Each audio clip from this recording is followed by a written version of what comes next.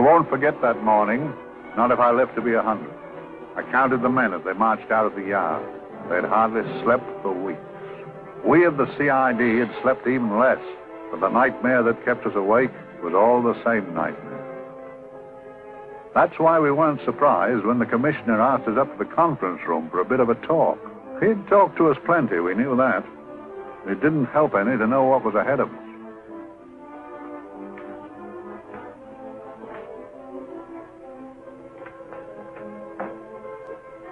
Must we have that window open, Gregson? Oh, shut it if you want to. Chief will be in enough of a temper without having a ruddy blast down the back of his neck.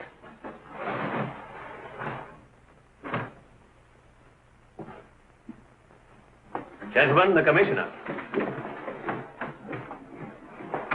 Stuffy in here.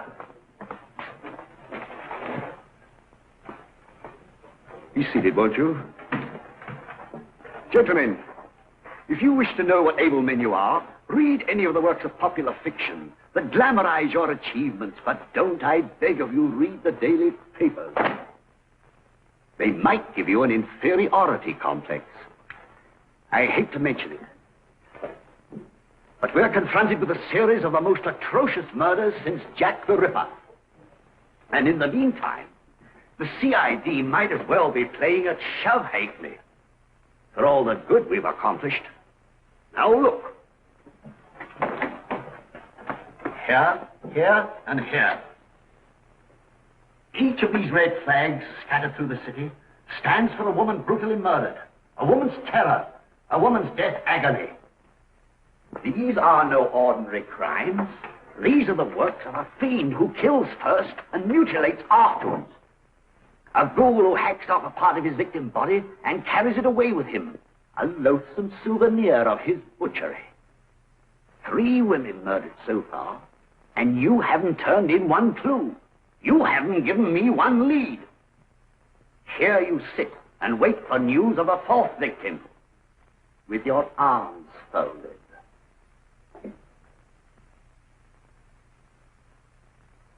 Well, we hadn't long to wait. It was down Lambeth Way where a young woman was hurrying home late last night. She saw something and stopped. It was a constable. He spoke to her, and he walked along with her, just in case. He saw her go down the stairway to the basement lodging where she lived. We can only surmise what happened after that.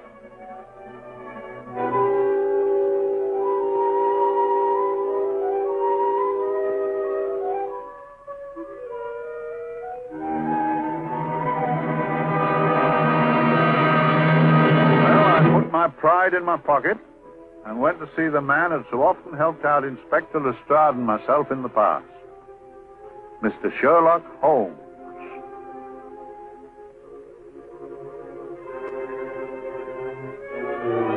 If ever a man needed help, I did.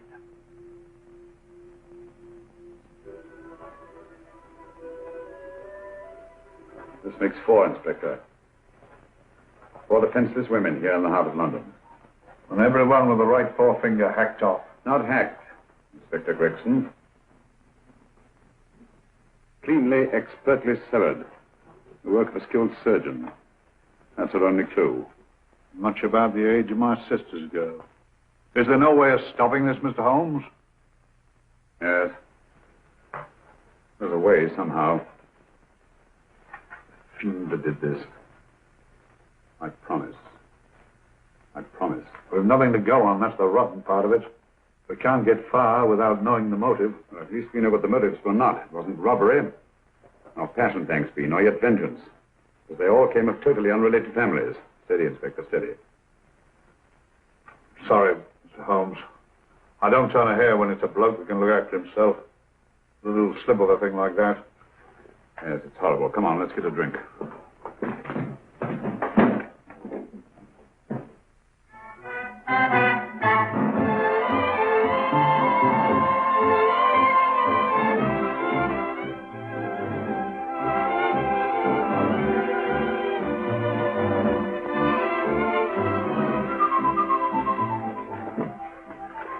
Good evening, Mr. Holmes. Good evening, Vincent. Whiskey and soda, please, and a double for my friend here, Inspector Gregson. Very good, sir. Make mine Irish. Decent of you to give me a hand with this thing, Mr. Holmes. Always a pleasure to be of help to Scotland Yard, Inspector. Little out of my line. Looking for a maniac who murders just for the fun of the thing. Or perhaps just to get a human finger.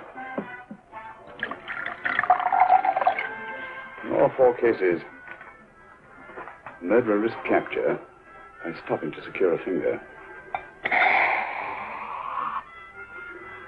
Well, what for? Who knows? He's just a madman. Perhaps there's method in his madness. If we could just trace those missing fingers. If we could just drain the English Channel, we might find a penny. Huh? Oh, thank you. May I keep those, Mr. Holmes? Thank you.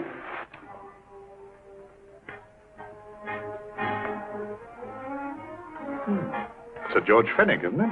Yes. Is that his daughter with him? Don't be so naive, Inspector. You know everyone, don't you, darling? Well, hardly. A week ago, I didn't know you. A week. How fast it's gone.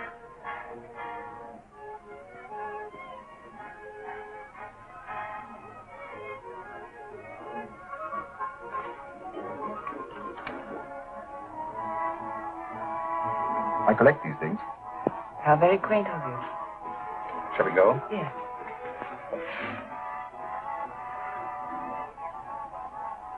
What are you looking at, Mr. Holmes?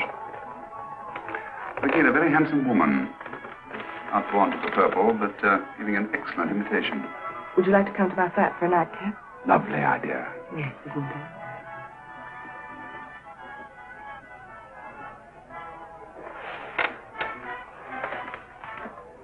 I wonder where she's taking Sir George Fenwick. Don't be so naive, Mr. Holmes.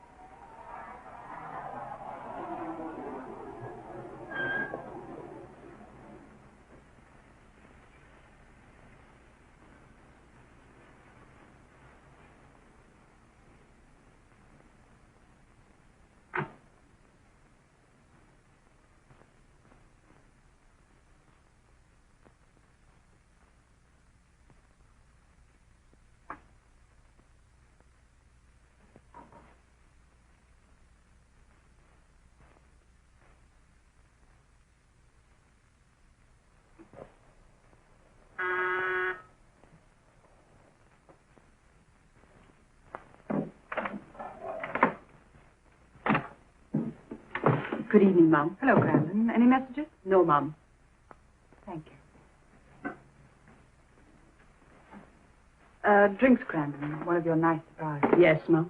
I say, you don't mean that... Grandin's a marvel. Aren't you, Grandin? Yes, Mum. You wouldn't believe the things she can do. Ah, charming thing. Delightful. Really? You think so? I'm so glad. Do sit down. Do you mind? Do I mind? What a question. I don't mind anything, really. Except not being with you. Now, you really don't want me to believe that, do you?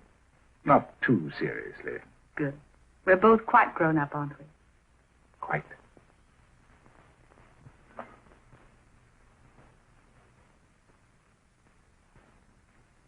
You're a treasure, Grandin.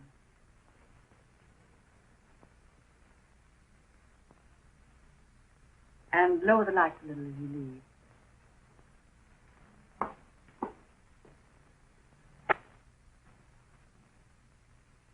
I prefer a more flattering light. In any light you'd be... Would I?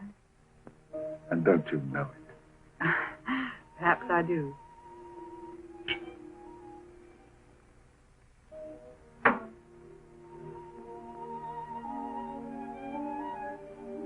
Oh, that priceless woman. You wouldn't believe it, but she's absurdly romantic. She loves dreamy music, and she thinks that we... But we do, don't we? Do we? Well, it's rather soothing, restful. Yes.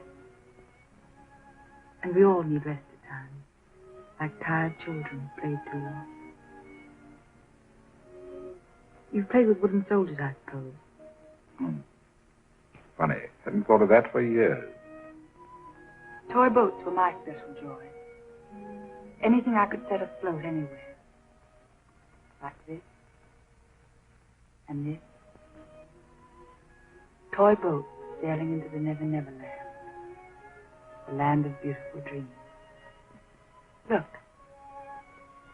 Look, art isn't it how the light is reflected. Little specks of light that move and move. Like stars on a slowly moving stream.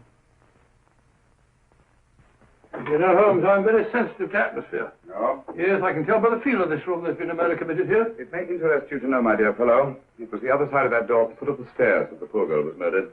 If only I could find it. Find what? The one thing these unfortunate victims have in common that might give us a motive for these murders. There must be something. Another Jack the Ripper, if you ask me, a homicidal maniac. No, Watson. In the case of Jack the Ripper, there was one thing in common. His victims were all from one walk of life, living in the same section of the city. In this case, the murderer chooses his victims from all walks of life and from different sections of the city. No, my dear fellow, this is not the work of a homicidal maniac. It's something infinitely more sinister. You mean the creeps? What on earth are you talking about? Watson, I'm convinced that these murders are only incidental to some larger and more diabolical scheme. That may be, but why the severed fingers? The answer to that question, my dear fellow, is our only hope of solving these mysteries. Dear sister, I am so happy. I had such a lovely holiday at Brighton with you and Alf. And I'm looking forward to being with you again. Poor little thing. Sort of raises a lump in your throat. I can picture her sitting here happily writing this letter. And a lot bit realizing that she's shortly going to her death. Hello? Gregson. Oh, there you are, Mr. Holmes. I've been looking for you everywhere. What's happened? Murder in Edgware Road, not half an hour ago. Woman? Yes. And the right forefinger cut off clean.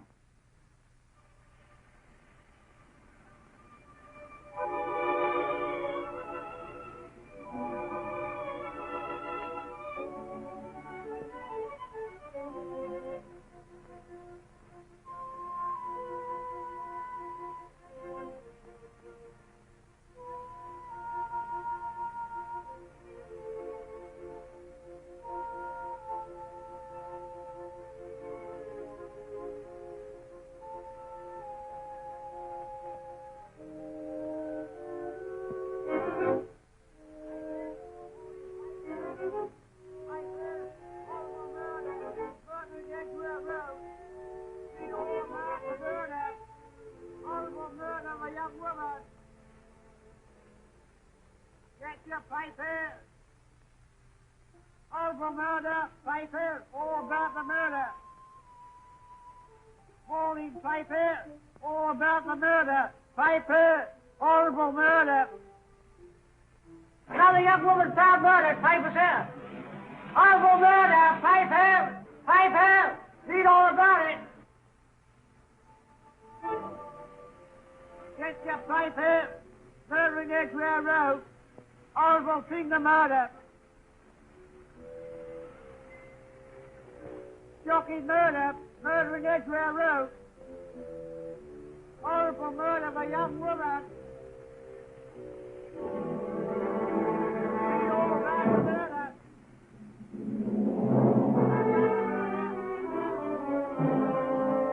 Only fancy, Mum. There's been another of those horrible murders.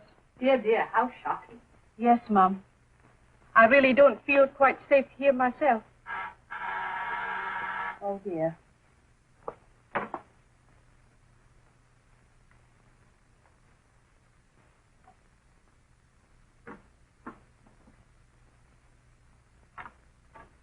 Why, Sir George! I must see Miss Marlowe at once. I don't know if she... I must see her. Where is she?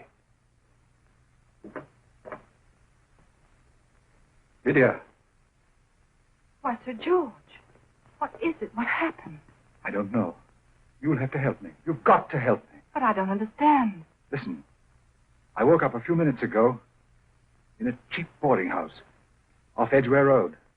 I don't know how I came there. I don't know when. The last thing I remember is being here with you. Calm yourself, Sir George. When did I leave here? Well, it was about It was 10:45, Mum. Precisely. You seemed, forgive me, just a little distressed. Detached, not interested. I thought I'd said something to offend you. I don't remember.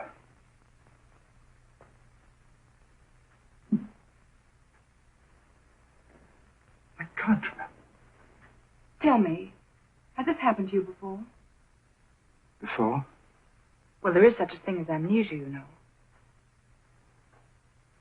If it was 10:45 when I left you, it was 9 this morning when I woke.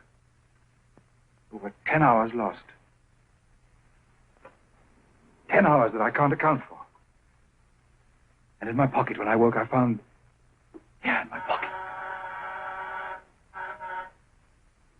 That isn't... Oh, it's not for you, of course. It can't be. Excuse me, Mum, but there's a man asking to see the gentleman. Send him away. Yes, Mum. No, please. I'll see him.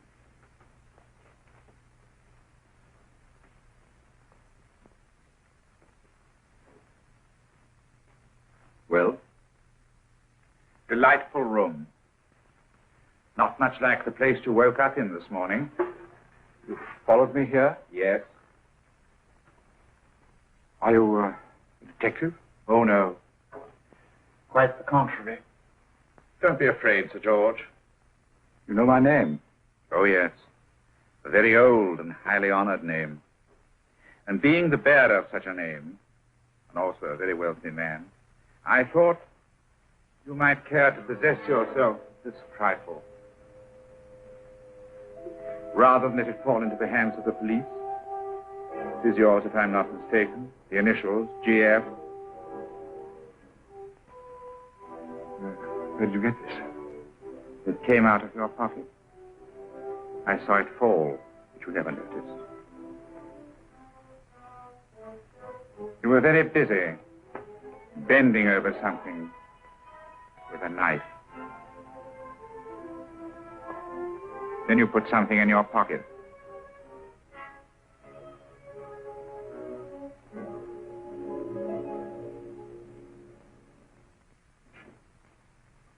Come along, Holmes, come along, come along. How many more times must I tell you? You're missing a treat. This is delicious. Little jam tarts to follow. Aren't you tempted? You and your flesh pots. They tell me that fish is good for the brain. Brains haven't any. You realize that a whole day and a night have gone by since that festive affair in Edgware Road? I'm as much in the dark as ever.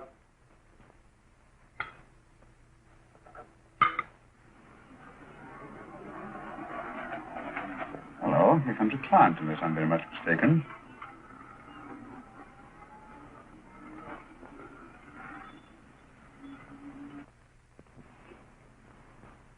Oh, attractive. Very attractive.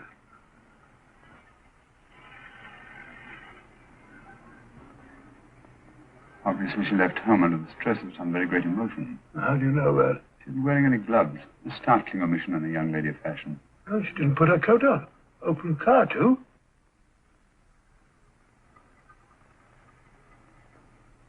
Furthermore, there's something in that bag she wants to show me.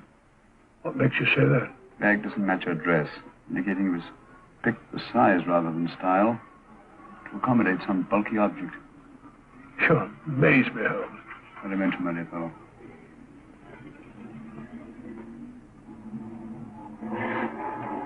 Well, that's interesting.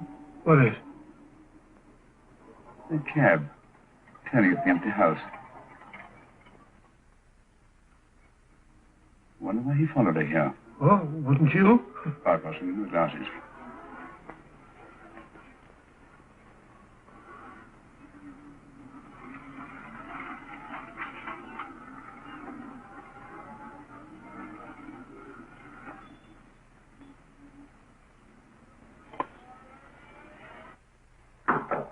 Oh, we shall soon know. Yes, Mrs. Hudson? It's a young lady, sir. Most urgent. Ask her to come in. Go right in, miss. Mr. Mr. Holmes? Yes, this is my friend, Dr. Watson. How do you do? How do you do? Mr. Holmes, you must excuse me, please. Yes, well, won't you sit down? Come along. May I? It's quite all right.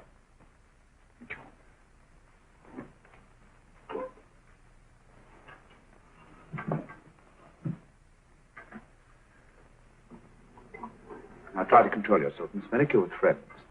You know my name? No magic, I assure you. I've often seen your picture. You're the daughter of Sir George Fenwick, aren't you? Yes. It's about my father that What about your father, Miss Fenwick? Oh, I don't know what to do. He's always been the nicest, dearest person. Only since Mother died. Yes, we know. So I didn't think anything of it when he was away all night before last. But he didn't come home until yesterday at tea time. Didn't come in for dinner at all. Just paced up and down in the library hour after hour. I begged him to let me in, but he wouldn't. Steady, steady. Now take your time. I couldn't sleep a wink last night. Then I started hearing things. Hearing things? What sort of things? I heard someone in the garden underneath my window. Then I saw a figure moving down the garden path. And I recognized my father. Stealing through his own garden like a thief.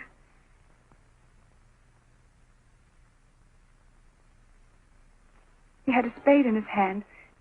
And he stopped by the greenhouse where he started to dig. This morning, at daybreak, I stole out into the garden and I found this.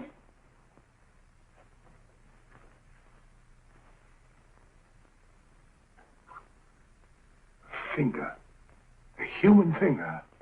Bring up Scotland Yard, will you, Watson? Ask them to get hold of Inspector Gregson and tell him to meet us at once at George Fenwick's house, Kingston. Operator, get me Scotland Yard quick.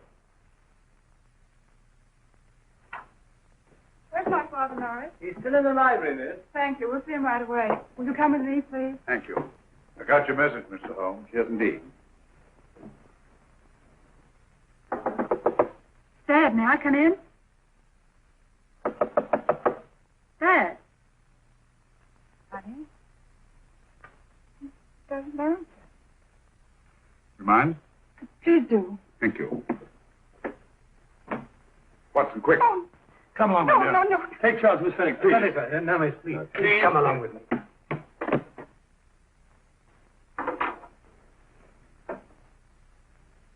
Dead? Yes. What do you make of it, Doctor? Shot in the back, between the second and third ribs. The bullet undoubtedly had penetrated the heart. Look at the powder marks on his coat. I was afraid of this. What do you mean? Don't you remember the man in the cab who followed Miss Fenwick to Baker Street? Well, you don't think he had anything to do with it, do I you? think it's reasonable to assume that he tipped off someone that I'd been sent for. George has obviously been murdered to keep him from telling me what he knew. What was the weapon used? Small caliber revolver, point blank range, by the look of the wound. The murderer came in through those French windows. The mud from the garden he brought in on his boots. George must have surprised the intruder. Passed the room to him here. The follows we can't tell.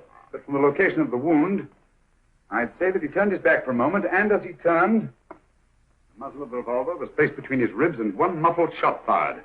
And you mean to say he kept on going, even after he was shot? There's no doubt about it. Look there. The trail of blood leads us back to the desk. Something Sir George was after. Something. I know. He was trying to summon help, poor chap. I don't think so, Watson. There's the bell pull by the fireplace. No, you'll notice from the trail of blood that Sir George made straight for this desk here. I wonder. There's something he was desperately anxious to get. Hello. His right hand's clenched. Perfectly natural. Death agony. The left hand lies open. Why only one hand clenched in the death agony? The right hand, the hand nearest the desk. Please note that. If Sir George took something off this desk, something so important that he spilled his last drop of blood to get it, I want to know what it is.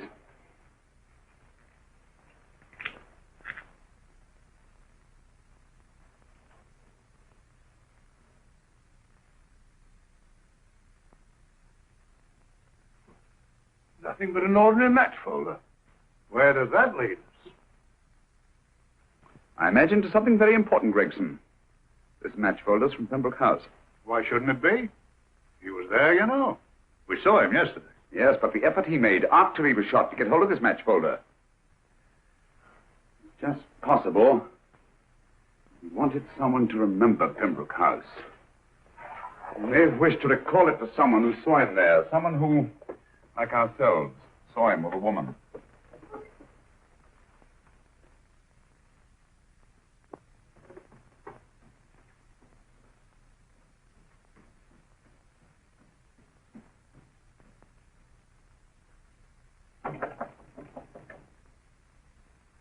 Come in. Oh, Dr. Watson, this came by hand for Mr. Holmes not 10 minutes ago. Thank you, Mrs. Elson. That would be the report from Sir George's bank. What from Sir George? Oh, really? Don't you remember his daughter told us that he just closed his account? And it looked into it once.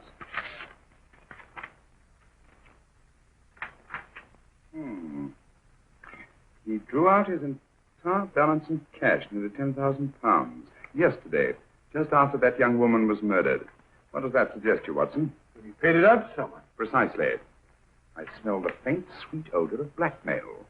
You don't think he paid it out to someone who saw him murder the McLean woman? Sir George never murdered anyone. But he did have that woman's finger, and he empty did have and pay out a lot of cash. That's the terrifying part about blackmail, Watson.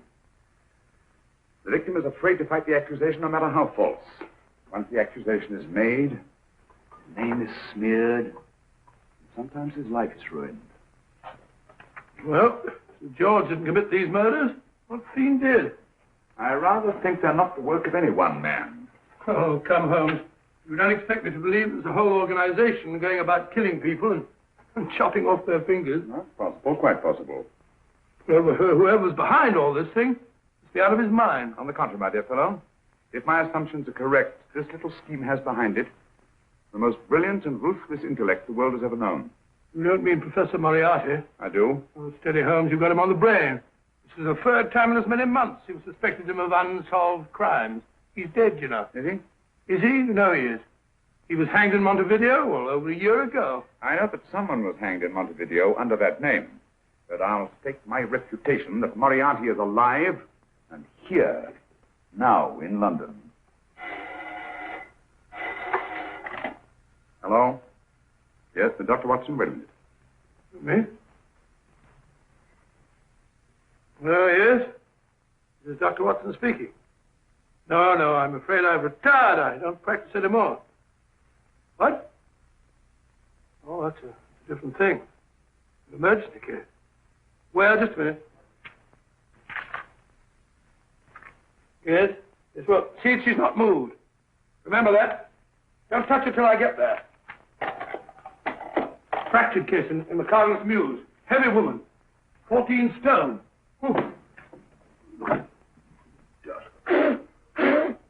14 stone. Just the sort of person who would hoist herself up on a stool to feed the canary. There ought to be a law against fat people. Keep it little dicky birds. Well,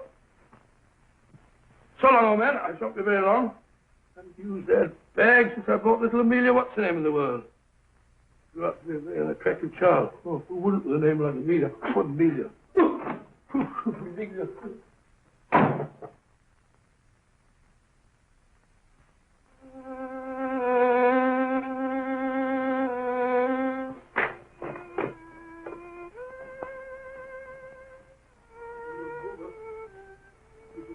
Stupid about it.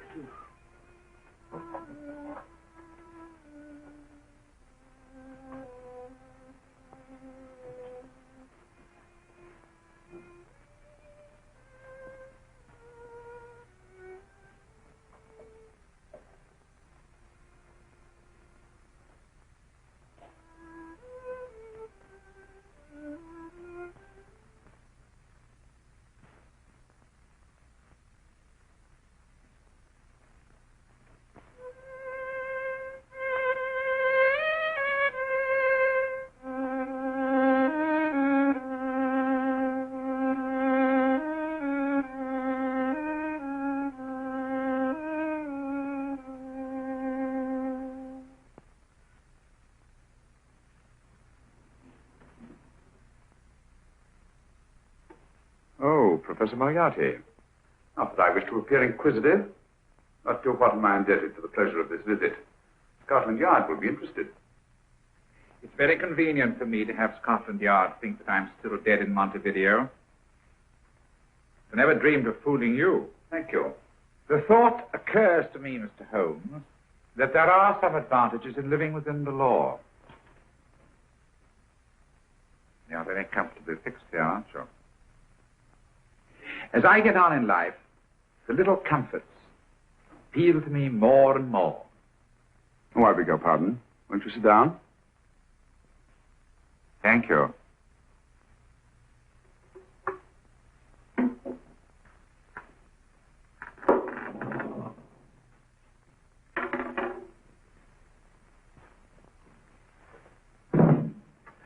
And now, Professor Moriarty, what can I do for you? Everything that I have to say to you has already crossed your mind. And my answer has no doubt crossed yours. That's final? What do you think? I shall not rest until you are hanged for the finger murders. You've no proof, you know. No, not a shred. But I have you. I could turn you over to the police here and now. You could. If you did, you'd never see Dr. Watson again. Oh, the telephone call. Quite. I rather assumed you had taken some such precaution. Or I should have snatched up a revolver and indulged in a fit of heroics when you came in. Very smart, aren't you? Not smart enough. Or I should have anticipated you. But if any harm comes to Dr. Watson, I shall seek you out. I shall not rest until I find you, and when I do... No harm will come to Dr. Watson this time. But I can't answer for the future. Mr. Holmes, I should strongly advise you to drop this case. Don't be silly. Think it over. We've had many encounters in the past. You hope to place me on the gallows. I tell you I shall never stand upon the gallows. But if you are instrumental in any way in bringing about my destruction, you will not be alive to enjoy your satisfaction. We shall walk together through the gates of eternity, hand in hand. What a charming picture that would make. Yes, wouldn't it? I really think it might be worth it.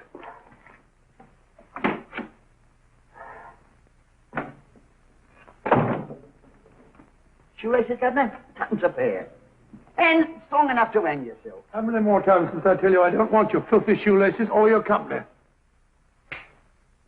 Shoelaces, Governor? Last impertinence. Run along, my good man, or I'll give you in charge. Shoelaces, Governor? Shoelaces, Governor? You're a poor bloke. What's only got one arm? Any luck with Mr. Holmes? You can read his obituary in tomorrow's papers.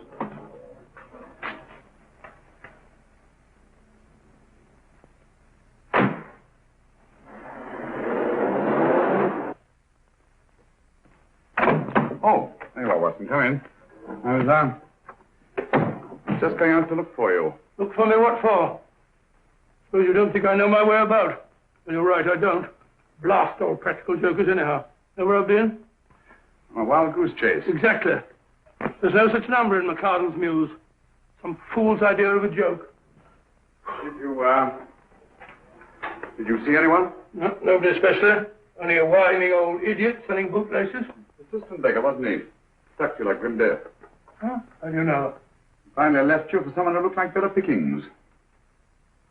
Someone, my dear Watson, was Professor Moriarty himself. What? Just called on me. Moriarty here and you let him go? But you must be out of your mind. Why? Well, he bluffed me into believing that he was holding a friend of mine as hostage. Friend of yours who? Oh, nobody very important, just a fat, lazy fellow. Medical man, I believe. Medical man? Do I know him? Yes, I think you do. Fellow by the name of Watson. Watson, never heard. Who? Me? I'm afraid so, old fellow. Your street hawker's job was to do away with you in a certain contingency. And you let Moriarty go? Because of me? I had no choice. Can't afford to lose you, old fellow. Well, it's very decent of the old chap, I must say, but... well, I wish you'd nabbed him. We shall, never fear. I know the motive for the finger murders. All I have to find out now is the method used with the blackmail victims. Method? Yes. How does Moriarty get them to the scene of the crime? How did he plant those severed fingers on them? And how does he scare them into believing that they may have committed those atrocious murders themselves? Curious.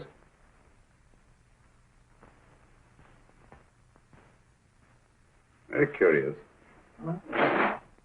Curious? What's curious? That window in the empty house across the street. First floor front. Oh? What's wrong with it? It's open. Well, shouldn't it be open? It wasn't open half an hour ago. I'll stake my life on that. Well, it's not our business. Let it stay open. I wonder if you'd go over, old fellow, and see what's the matter. Trespassing. Against the law. Very well, I'll go myself. Oh, well, if you're going to put it like that, ridiculous waste of time. Think about shutting windows at this hour of the night. Yeah, you better take this torch. Okay, what? Dignified job for a doctor. Dr. Watson, the torchbearer. And what do you propose to do? Sit in a comfortable chair, I suppose, and read a good book? That's a very good idea. Yes, very good idea. While I play night watchman, you have a nice read. Mm-hmm. Good night. Have a good time. Good time. What do you mean?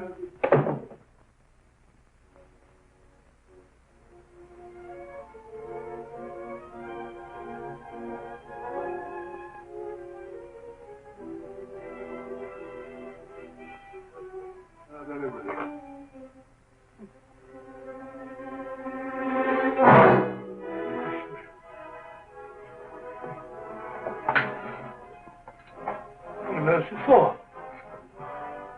Oh, umbrella stand. Pretty little thing to keep about the house. Must have been a pet.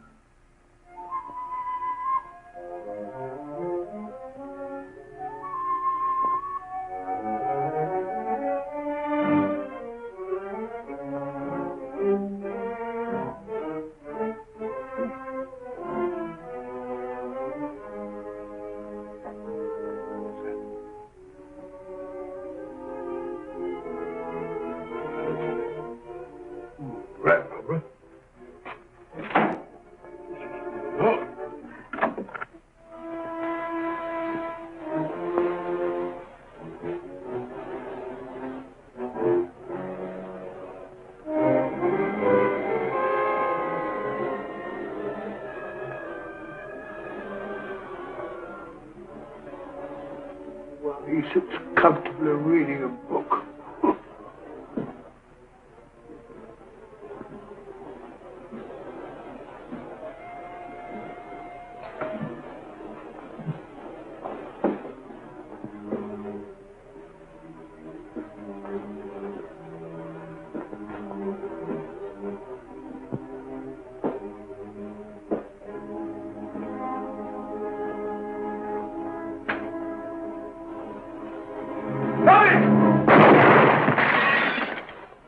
He killed Holmes!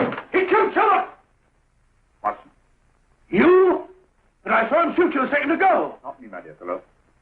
Merely the bust of Julius Caesar. Incidentally, you may have noticed that all through the ages, prominent men have prominent noses. Oh, afraid we're in for terrible trouble again with Mrs. Hudson. Windows smashed, plaster all over the floor. Get up, you.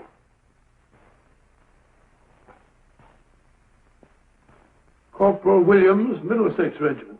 Discharged from the army as physically unfit. People seem in order.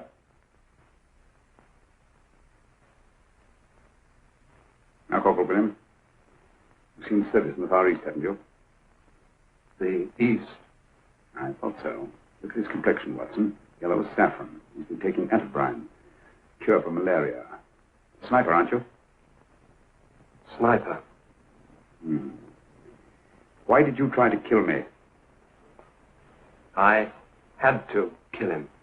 I had to. Oh, snap out of it. Stop it, Watson. He's shamming. No, he isn't. Who told you to kill me? She told me. She told you? She told me I couldn't miss. Well, luckily you did miss, you murderer. Isn't a murderer, Watson. Listen, Corporal Williams.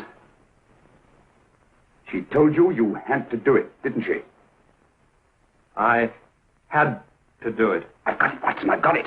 Got what? The method used in the finger murders. Well, what is it? Hypnotism, my dear fellow. Hypnotism. And it wasn't against his nature. That's the devilish part of it. They picked a man for their purpose whose job was sniping. Who are they? Professor Moriarty and his finger murderers. Williams spoke of a woman. I think you'll find that she asked him home tonight for a drink.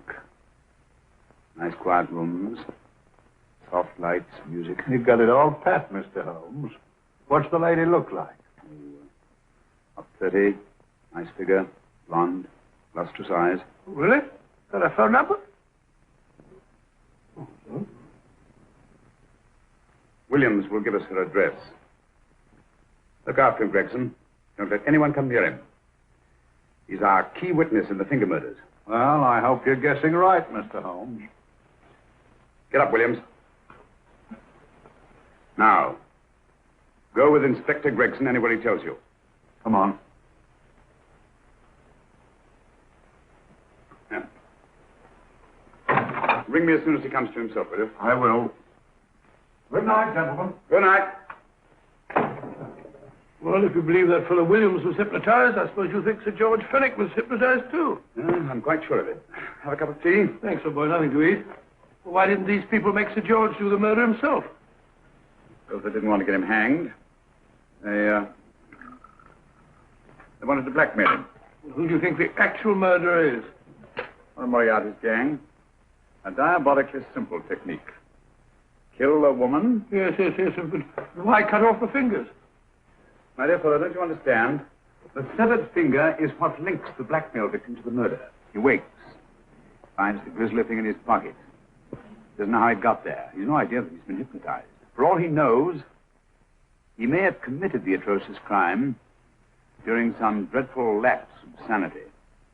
In that state, when he's utterly demoralized, the blackmailers take over. Is that it? Undoubtedly. You see, they swear that they saw him commit the murder.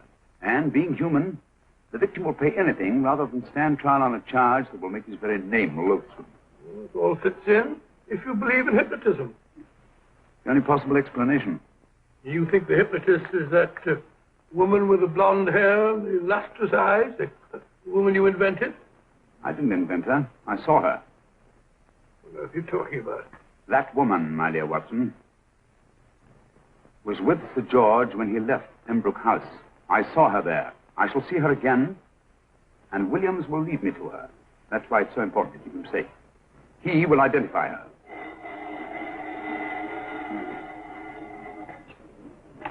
Well, yes? Inspector Gregson? What? Well, get every constable in the district. Yes, I'll be over at once. What's happened, Holmes? Williams is missing. Great Scott! Come on.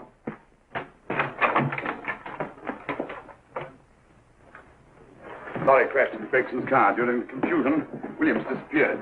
Escaped, eh? No, kidnapped. To keep him from talking when he came to. You don't think that Moriarty... Moriarty? Anything is possible.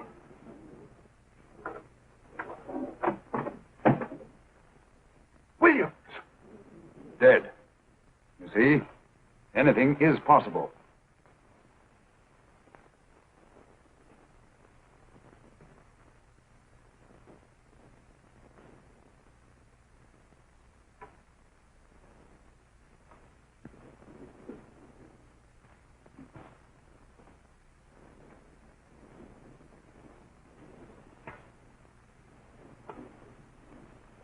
Oh, good morning, Professor Moriarty.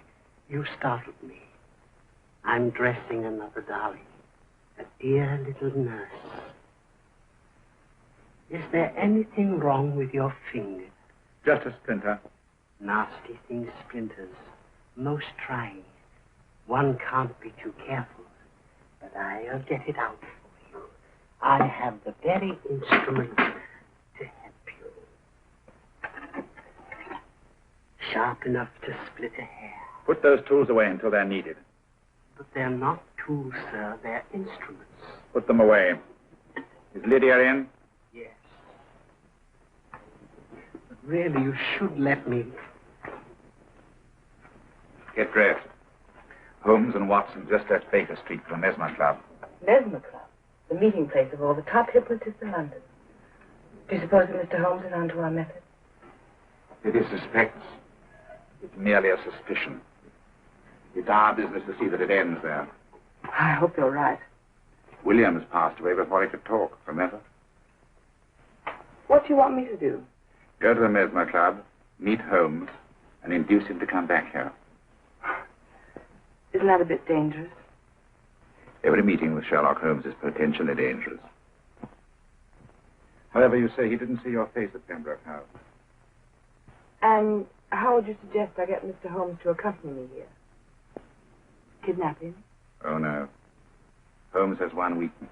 His insatiable curiosity. If you can arouse that, you can lead him anywhere. It's up to you to take advantage of any opportunity that may arise. This way, please, gentlemen. I'll tell Dr. Onslow that you're here. Thank you. And this is the Mesmer Club.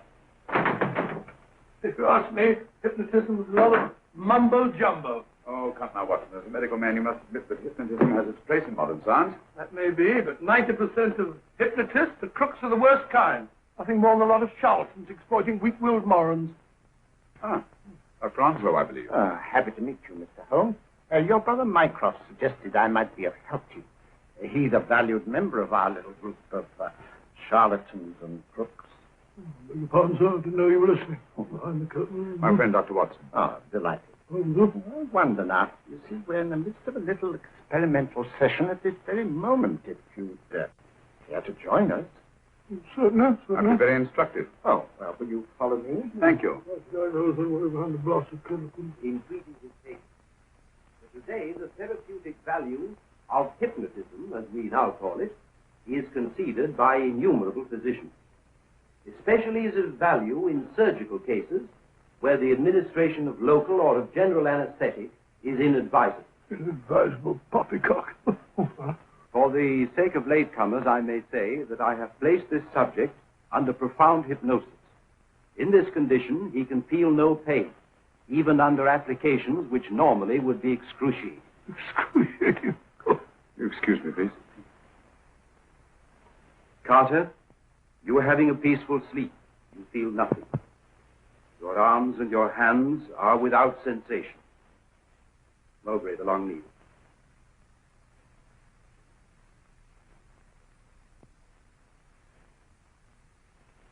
Carter, give me your right hand.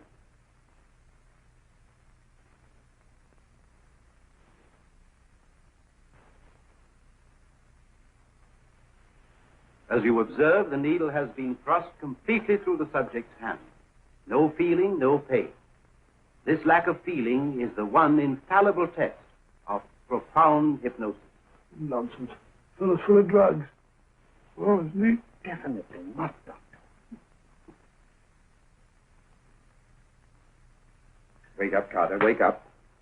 You feel well and rested, remember. No pain anywhere. Wake up, wake up. I say, when are you going to begin? All through, Carter. Stand up. This way, sir. And, these all the people that come here? Oh, no. Others keep dropping in all the time. I suppose it's all right for those who believe in it, but of course, I'm a professional man myself. Then you don't believe in hypnotism, Dr. Watson? I don't deny that there are certain types of hysterical, feeble-minded people who go under if you point your finger at them. But anyone with an ounce of character... How right you are. You see right through our little artifices, don't you, Doctor? Right through, my dear sir. Right through. Right so. But with the feeble-minded, as you say... excuse us, Mr. Holmes. Certainly. Step over here, won't you? Certainly, sir. Anything to oblige. Let me show you how easily we charlatans take advantage of them. Now, sit down, Doctor. Now, we set a thing like this in motion. It's wonderful, the attraction on the feeble-minded, of course. The continuous motion, if they just let themselves follow it. Of course, you could stare at it till doomsday, Dr. Watson, with no effect at all. Still, it might make you a little drowsy, like the white ribbon of road at night when you're driving. The rhythm is smooth, unbroken, and the road goes on and on, round and round, always the same, winding and winding. And you're drowsy, you're tired. Let the road come into you, as it were. The long road, the smooth road, the road to sleep. Sleep.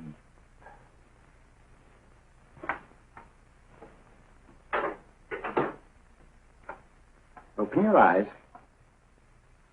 Stand up. Turn around. And now, Dr. Watson, you're on a holiday in Scotland. The country is amazingly beautiful. We're coming to a stream. It isn't deep. Better take your shoes and socks off.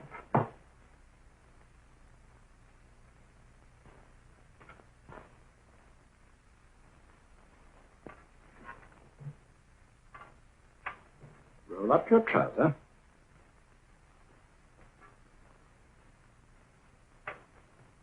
That will do. The other leg is waterproof. Turn around. Mind the pedals.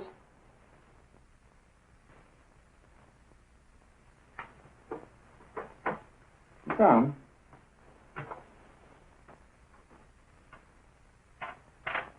Wake up now.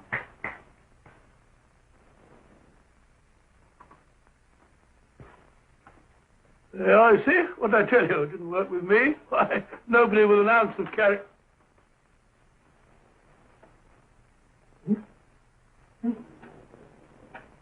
I think your knee is.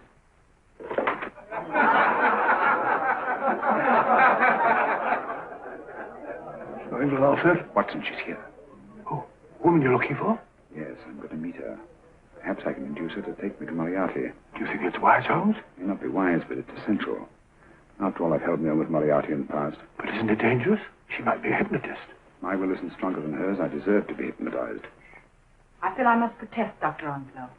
I was told this was a gathering of serious students of a great science, and I find myself in the company of buffoons. Oh, my dear madam. Elliot and Esdale brave.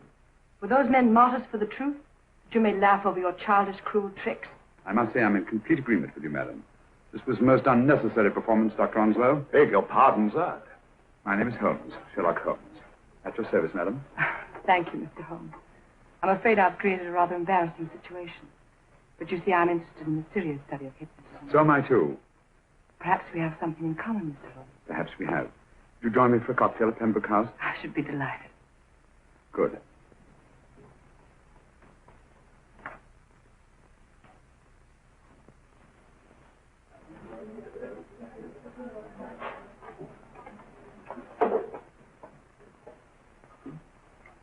Thank you. I didn't know there was such a pleasant place in London.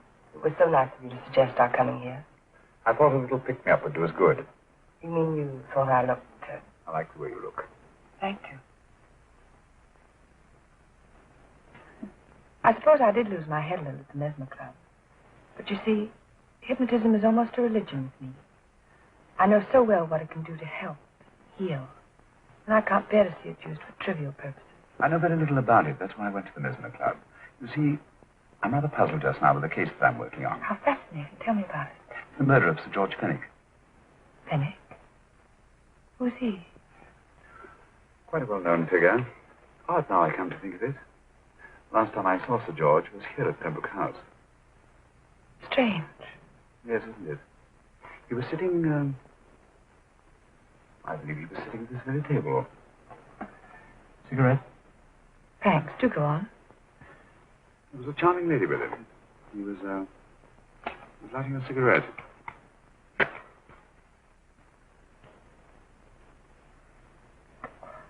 Charming. Did you see her face? No, Westlife. Merely her back. How unenterprising of you. Yes, wasn't it? Afraid I'm getting a little older. I shouldn't say so. That's nice of you. Still, the first time in my life, I've got hold of a case that's beyond me. I'm actually losing sleep over it. You know, Mr. Holmes, I believe I could help you. Really? I should be very grateful. You're amused. No. Really skeptical? How would you go about it? I've used hypnotism more than once in healing. Not for profit. I'm not a professional. But I do think I could help you. If you care to... I can't think of a pleasanter experience.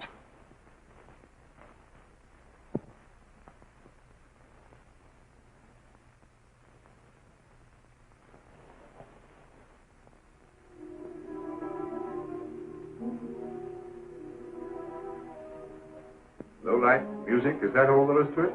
You must relax, Mr. Holmes. I'm afraid you're a rather difficult subject. So I thought perhaps a little help. Materia medica might be advisable. Drugs?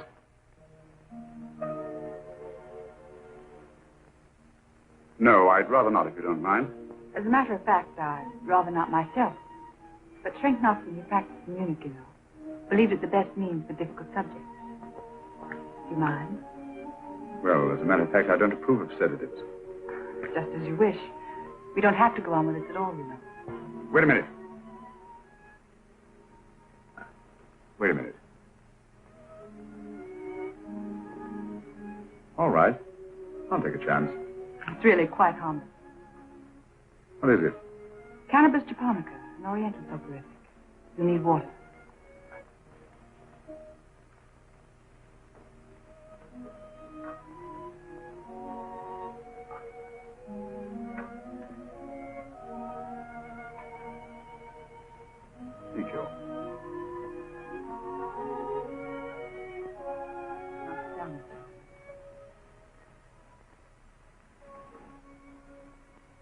You'll feel yourself growing drowsy. Don't fight it. Give in to it. Because you do want to sleep, you know. Just fix your eyes on this one white flower, floating on the water. Empty your mind of every other thought. Follow the motion of the water. So smooth. Not a ripple. Waters of forgetfulness. Steady. Deep. Strong. Strange, isn't it? How the light is reflected. Little specks of light that move and move.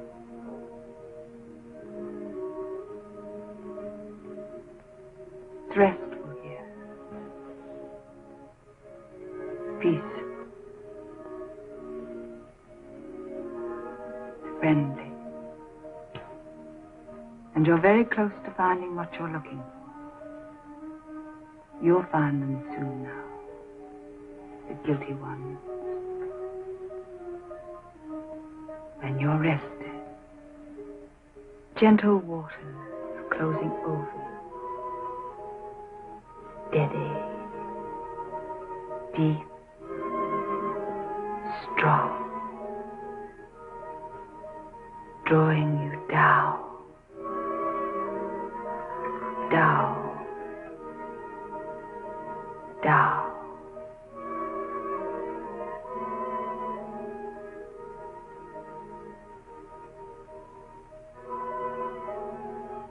Sleep. Sleep. Sleep.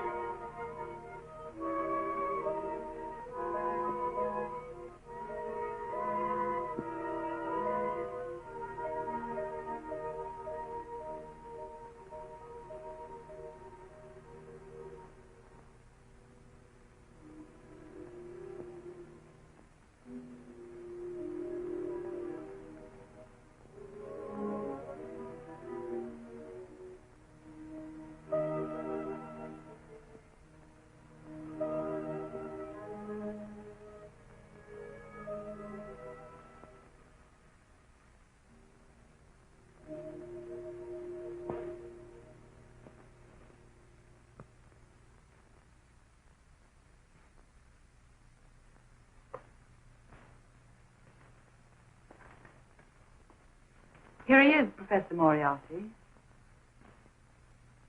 Stand up, Mr. Holmes.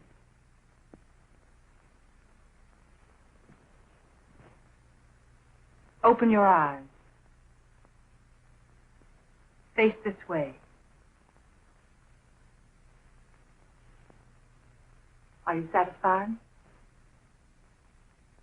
We are dealing with a clever man. He may be shamming. There's just one infallible test for profound hypnosis. You ready, Dr. Simnel?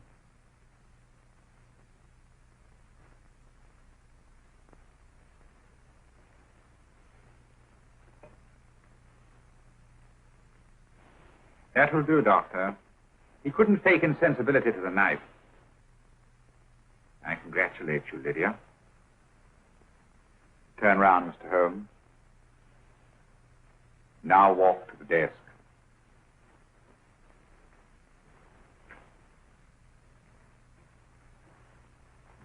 Sit down. Take that pen and write what I tell you to write. I have at last found a case which I cannot solve.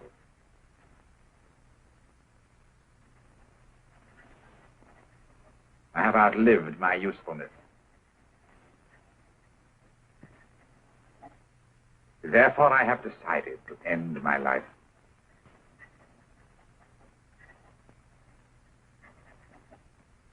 Sign your name. Now blot it.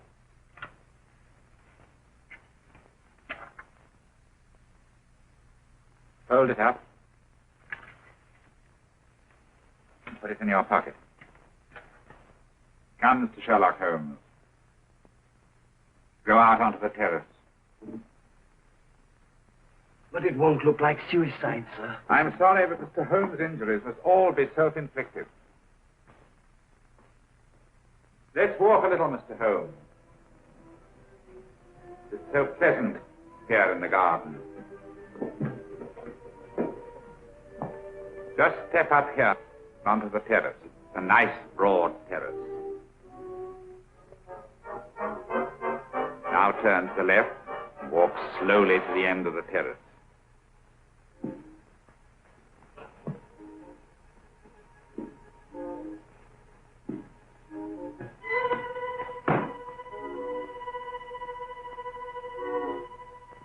Don't stop. You must walk to the end, you know.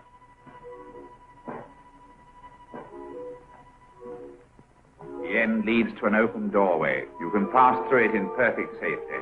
In the room beyond the doorway, you'll find what you've been looking for. Must you drag this on? This is the moment I've been anticipating for a long time, my dear. Go on, Mr. Holmes.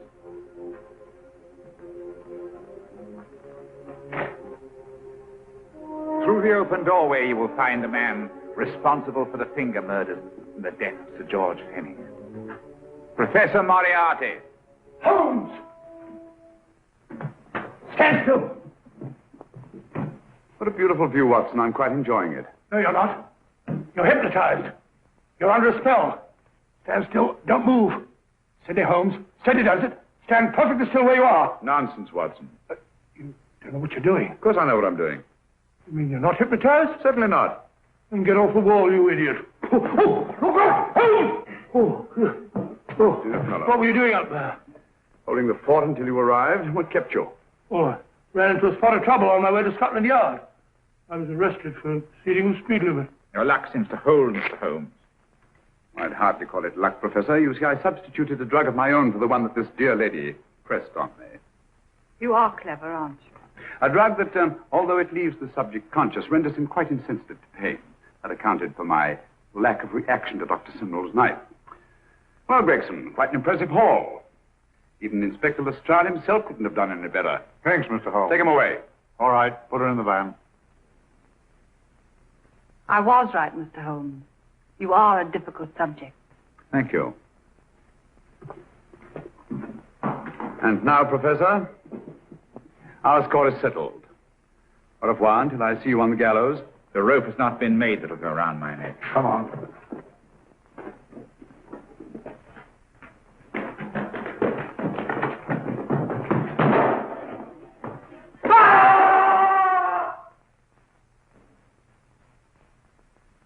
take care of things, Mr. Holmes. Thank you, Inspector. Come on. An evil man, Holmes, but what a horrible death. Better than he deserved. What are you thinking of? I'm thinking of all the women who can come and go in safety in the streets of London tonight. The stars keep watch in the heavens. And in our own little way, we too, old friend, are privileged to watch over our city.